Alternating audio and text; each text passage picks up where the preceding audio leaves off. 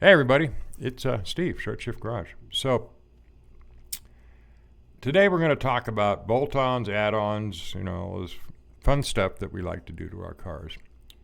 Let's look at a couple of things. The big old hat cover that you got on top of the engine, if you haven't replaced that yet with the half covers, which just cover the valve covers, that's a good change. That'll help to get some of the heat off. They kind of put that on there to keep the heat up, and it helps to reduce emissions, but I don't know that it does anything great, but we always want to try to keep the heat off the engine. So you can get those at Steve White Parts. It's a dealership, I believe it's in North Carolina, that has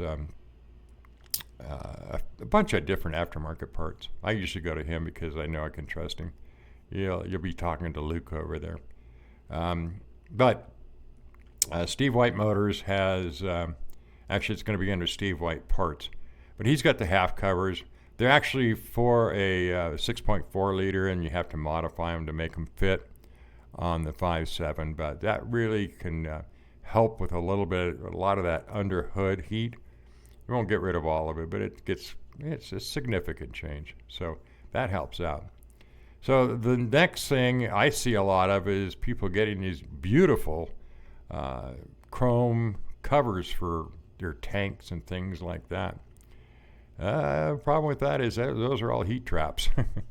So I don't like them. I mean, I had a 63 Vet and split window. Popped the 427 in it and chromed everything. It was beautiful. But man, you could not keep that thing cool. Chrome does not dissipate heat. So when you're putting these things on, think about it. If you can find a nicely painted plastic piece that can still work to let the heat out, that's a better option. Something that's vented is a better option. There's things that don't mind heat, and you can cover those. But the things like the your coolant tank, I probably would not cover that with something, but they do look good. The other one is the strut braces. If you're road course racing, or you do the tail of the dragon a lot. There's one in California. It's actually it's called Mount St. Helena, and St. Helena Road over to Calistoga is about, I don't know that is as long as the tail of the dragon, but it's definitely a challenge. That's a fun one to run. But if you're going to do something like that, a strut tower brace can help with the flex in the front end. The Challengers actually have one built in, but they chose to put it right up against the firewall. It basically does the same thing, maybe not as well. The one in the rear, like I said, if you're going to do a lot of road course stuff, it's probably a good add-on. Springs, I make lowering kits. If you have the Super Track Pack, you already says it's 2 inches, but it actually ends up being a 1-inch lower vehicle. A lot of people will get the IBOC lowering kits, and they'll just lower the rear, but then the front comes up. It's a matter of fulcrum. I think that's the right word. But if you lower the rear, the front's going to rise. It's just the way it is, or it'll appear that way. So you can get the Bilstein shock struts that are adjustable if your car doesn't have them already. Some of our cars do. It depends on the suspension package you got. But they're usually it's like a pin that's in there that will lower the spring height. Or you go with a complete IBOC kit and you get the matching geometry. Another thing that a lot of guys do is they'll go to polyurethane bushings in a lot of the areas, like at the differential mounting points, at the sway bar mounts, your trailing arms. all those, your suspension links and stuff like that, where they'll go to polyurethane. They do help a lot, but you're going to be in for a rougher ride because you won't have that shock absorption. So think about that. If you're willing to sacrifice that shock absorption that you enjoy so much on some of our wonderful roads, that's going to be much more pronounced. I did that on a '76 Corvette, crossover leaf spring, all that good stuff. And boy, I'll tell you what, it went from, it drove better, and it got rid of the typical Corvette wobble in the rear end that those had. But man, it was shocking to drive even on a fairly well paved street. It'd rattle your teeth. So those are things you want to consider when you think about that. Rear ends, that's a bolt-on. You can change the rear end. There's an old fallacy that you're, one tire fire type thing when you have an open diff. And you know what?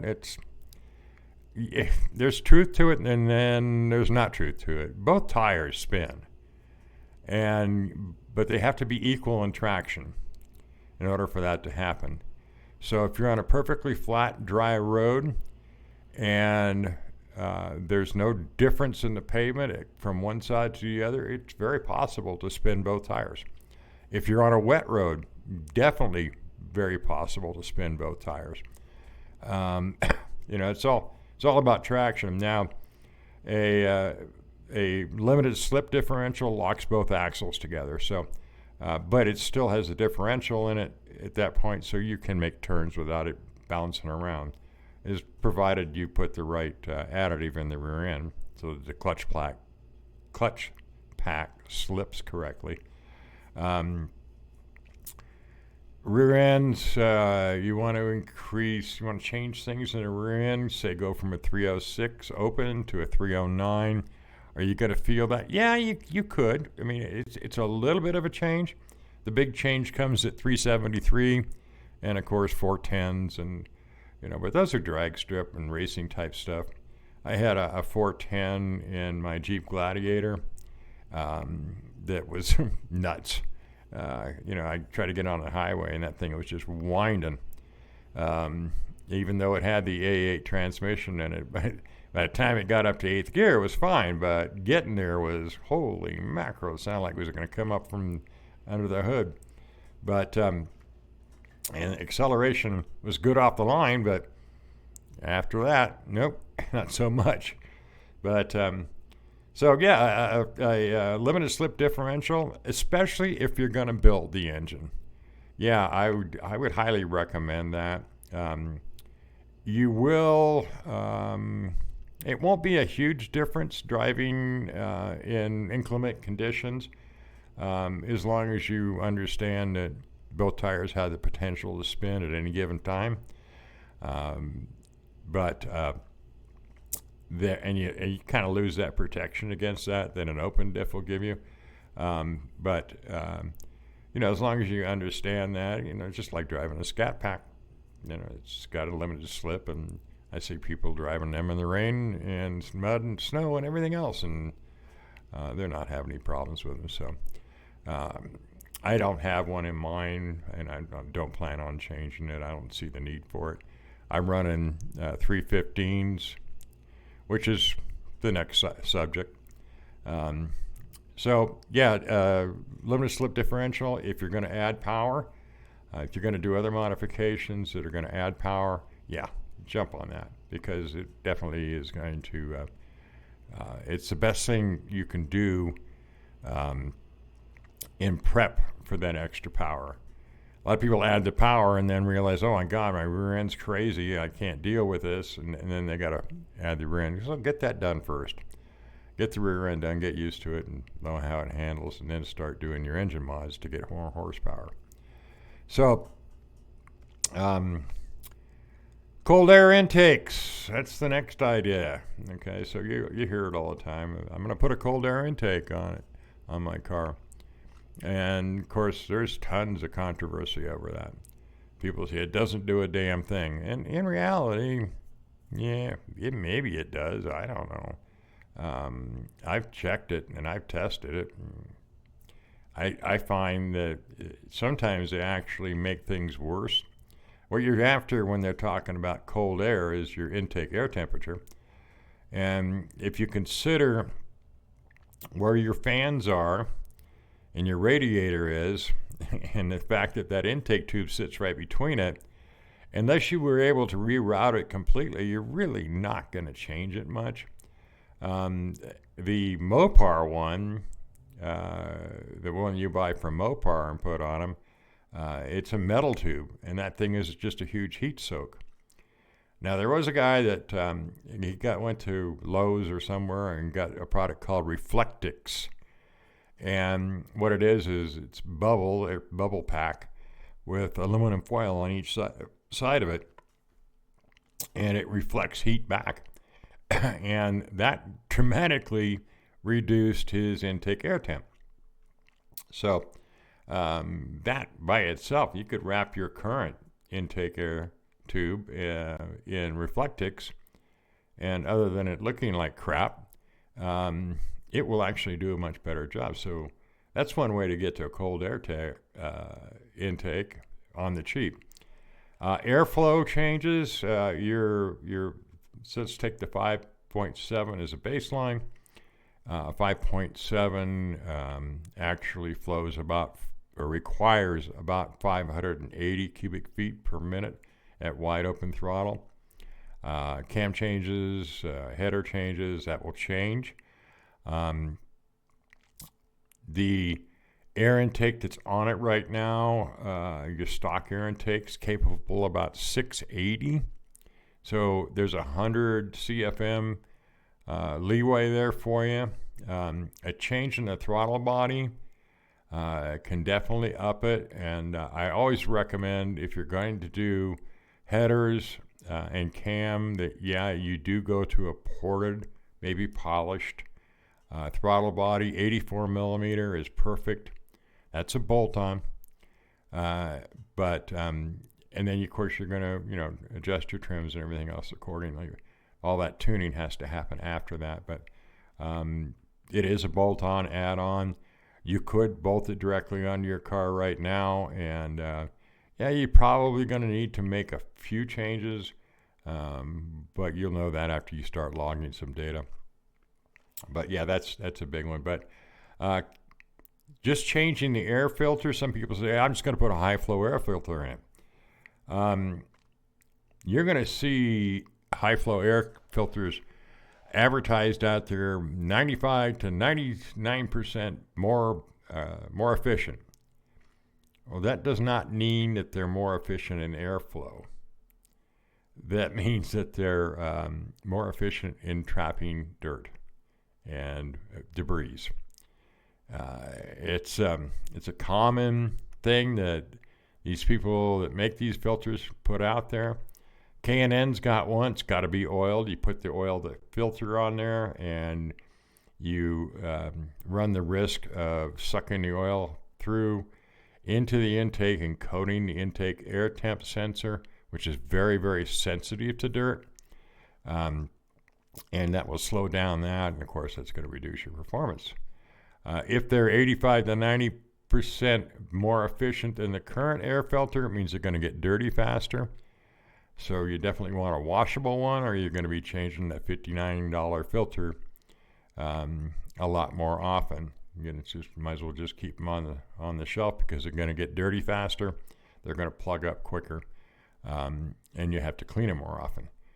Now, that's not to say that there isn't some improvement. There is a difference in the pressure loss, but it's only about 0.1 or 0.2%. I think 3% overall is the KPA pressure adjustment. Actually, I think I've got that. Let me take a look real quick here. Let's jump over to the desktop. Yeah, I got it in here. Let me back that out. This is about a 3%. Okay, whenever we multiply percentages, we take 100%, subtract the amount that we need, and So this would be 96.95, which is 3.1%. I did the calculations on this earlier. Actually, I had ChatGPT do the calculations for me, come up with the percentage of change. I like it when that happens because I don't have to sit there with 5 different calculators going. But this is stock. This is the air pressure loss. And if the K&N filter actually improves that by 3%, then you just multiply it. And now this is your new air pressure loss.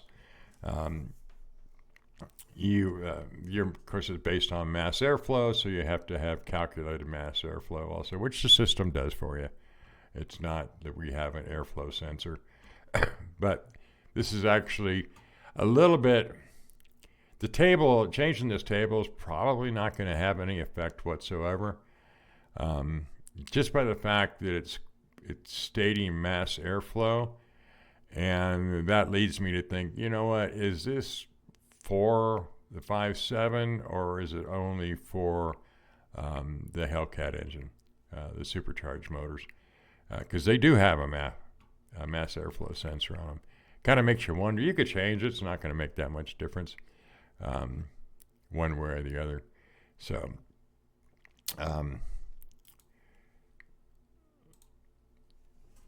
anyway, those are things. Those are the bolt-on things. Now, long tube headers versus the shorty headers. The shorty headers they actually flow very well. They're not great in extraction, but they're reasonably good. They actually, do a fair job on it. Much better than the stock 5.7 cast iron, but they do a little shorties. They're still cast iron, but they do a pretty good job. Long tube headers, definitely a huge improvement. Long tube headers, the nice part about that is you have about 18 inches of flow behind them or in front of them. And your wideband O2 sensor, provided it's correctly installed, will in fact, you can put a wideband O2 sensor on it. It'll function quite well. The other thing is, and that's another big subject, wideband O2 sensors. Some people try to use a tailpipe sniffer. Well, that's not going to work because you've got a catalytic converter and it's throwing all the numbers off. So you've had exhaust go through a catalytic converter already. It's not going to read right. You don't have room in front with a stock exhaust system, and you don't have room behind it. Obviously, you can't put it behind it because it's behind the cat. But you can't put it in front of it because there's not enough room really to put one in there. There's no place to put it. So on a stock engine, wideband O2 sensors are pretty much out. You won't be able to tune wide open throttle with a wideband O2 sensor until you get long tube headers on it. And of course, it's got to be before the cats. And that's easy enough to do. You can put it, right at the collector. You're only going to look at one side, so if you have one bank that's like typically with the 5.7s, where bank 2 is always going to be leaner, then you've got to be careful with it. But you need to actually run 2 wideband O2 sensors, and then you need to make sure you make the adjustments accordingly. That's the correct way to do it. A lot of guys don't bother with that. It's not common for people to put 2 of them in there. Then let's look at camshafts. Camshafts, that's a big question.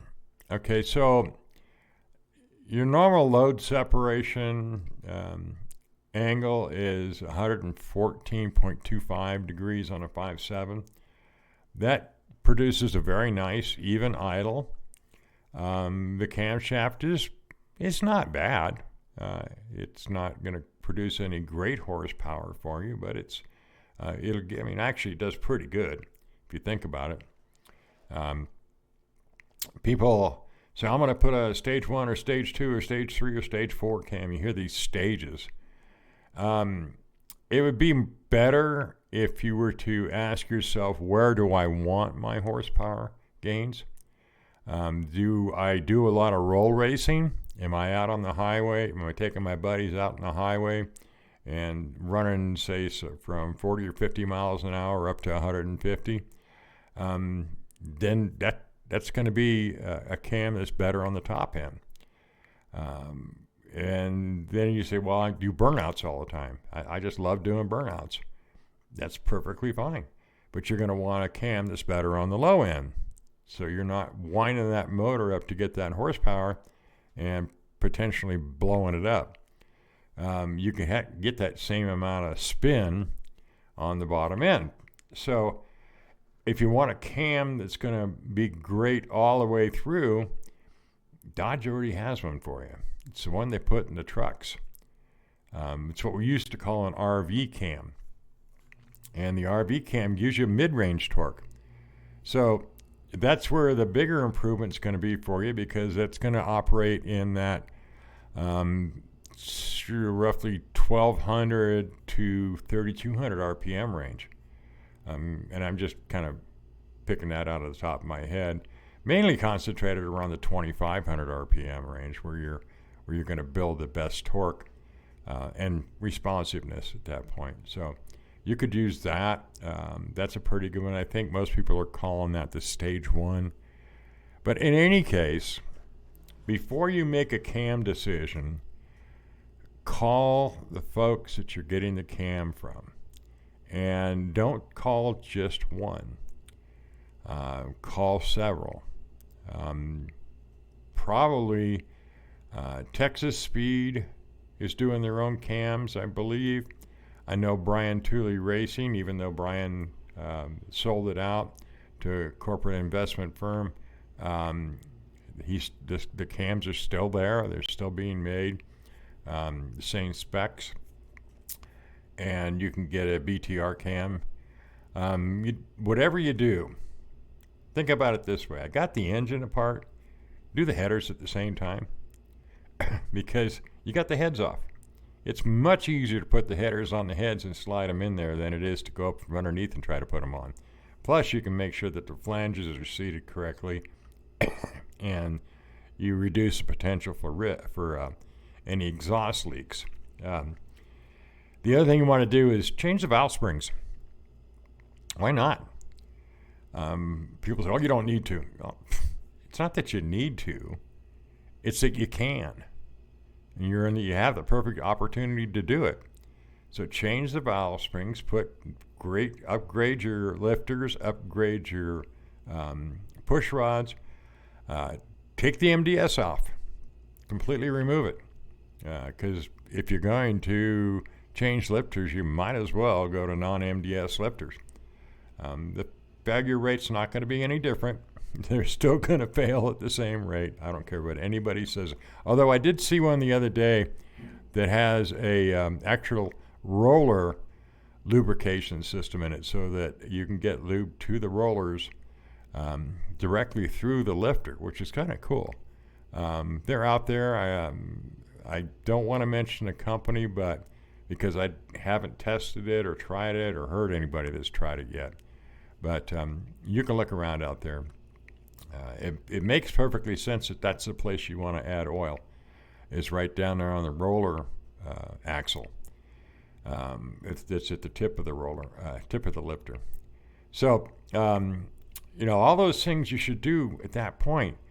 And if you're having a shop do it, definitely do the throttle body at the same time, because the shop's going to put it on a dyno and they're going to tune your engine.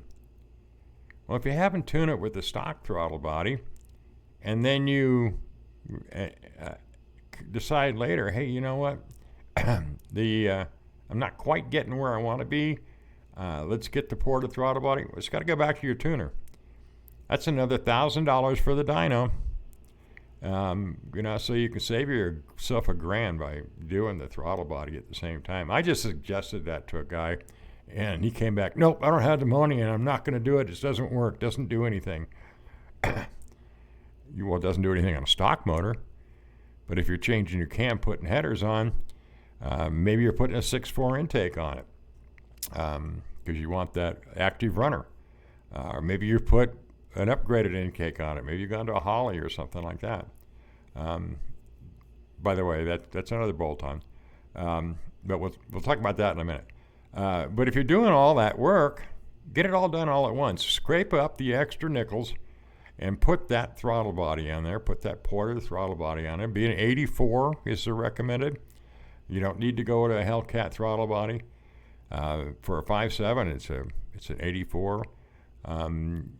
Basically 2 millimeters more than stock is all you need to get the additional airflow in there. Then at that point, of course, if you're upgrading your throttle body, then do you upgrade your air tube? Is it needed? Well, you can calculate the airflow based on logging and make that decision. And that's an easy add-on. It doesn't need a tune to take care of it, to add in that extra airflow, unless, of course, it was restricted at the time of the previous tune. But if you think you can actually give yourself a little more buffer and you're over that 680 CFM range when their tuner is tuning the car, ask them. Hey, when you tuned my car, where were we at with the airflow? And if he says, "Oh, you're a 720," well, now you gotta do something about your air tube. But for the most part, yeah, you probably won't have to. You can, if you want to, fine. Right now, the one cold air intake that I'm going to almost always recommend, and the easiest one, is simply to get the Hellcat lower air box. That and you can actually get one that is a replica of that. It's straight bolt-on, and it's from AFE, and it'll let you use the air tube that's in the headlight. So, yeah, that's probably the best way to go. That will get you that extra airflow you need. If not, then and you want to go with the full CAI system, go ahead and go with the AFE. It's the one that I have noticed is still out there, and they're still making some money with it. Appears to be anyway. So a lot of people are using them. The base model, if you go to the website, you'll have an option to change the filter type. The standard default will be the oil filter. Just change that over to the dry filter, and that'll keep you from having any problems with that. All right, what about an intake? Intake manifolds. Well, the intake manifolds that come on our vehicles are actually pretty good. They flow pretty well. There's not a lot wrong with them. You can get better flow and performance with, say, the Holly Dominator series. I can't remember exactly which one it is, but there's several different Hollys out there. There's a couple of options that are kind of cool, and I've seen them where they actually take a throttle body and put it on top instead of in the front. If you think about it, that's the way the trucks are done. So that is a possibility. That's how the trucks get 390 something horsepower, and the cars get 370. It's basically what's doing it. There's a lot of different options, and what I would do when you start looking at it, again, is call the manufacturers, ask them for improvement numbers and what needs to go along with that intake manifold in order for you to get any results at all out of it. Because most of them, if you just bolt them on, they're not going to perform like, you're not going to get any improvement. It's just a bolt-on by itself. But you can get improvement if you add the other components that's necessary to go along with it. So, and that could be camshaft headers, things like that. Okay, so I think that's long enough for today. All right, let's wrap this all up with one last thing. If you're considering doing a lot of upgrades to your vehicle, the worst thing you can do is walk into your tuner mechanic and say, I want to do this. I want to put this in it. I want to put that in it. I want to put this in. I want to put that in. Pre-buy all the parts? No. I mean, that's just, you're just screwing your guy out of money. He's gonna be pissed at you for doing it. So I would walk in and I would say, hey, here's where I want to be with my car. What can you do for me to make my car do this? And I want to be able to street drive it. I want it to be comfortable, but I also want to beat the guy next door. I do a lot of roll racing, or I do a lot of burnouts. Tell your tuner / mechanic what your intentions are.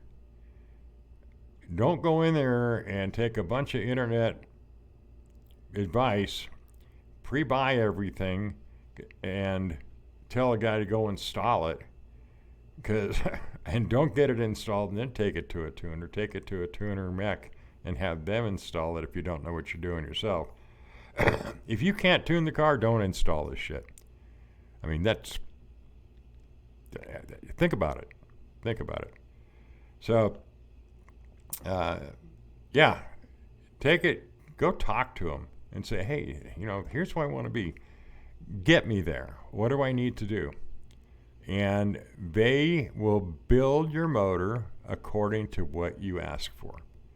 Instead of you throwing a bunch of parts at them and expecting them to build your motor the way you want it to and have it perform the way you want it to, because 99% of the time that is not going to happen. You're going to get something that's dyno tuned only and makes all the power on the top end, because that's probably what you think you need. It's not going to run worth a shit on the streets.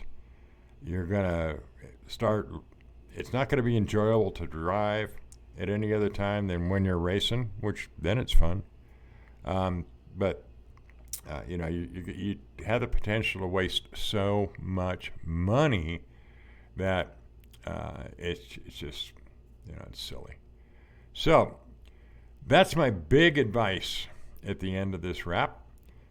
Know what you're talking about when you go to talk to your tuner, but let them help you with the decision-making process. Let them know you the ins and outs of it. Let them know you want both a street and a dyno tune, or a combination of the two. Sometimes the combination's not also always possible. You're going to get two tunes, and you're going to want to be able to load that tune. So now you got other stuff you got to buy, but you're going to be able to switch tunes between summer and winter, and that's depending on how fast your seasons change, because it's a huge difference. So there's all those things to think about.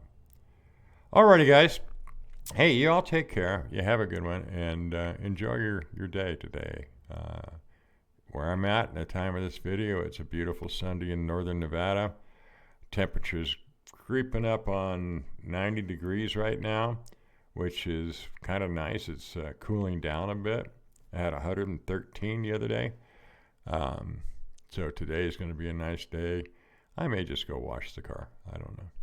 Doesn't really need it, but we always got to wash our cars.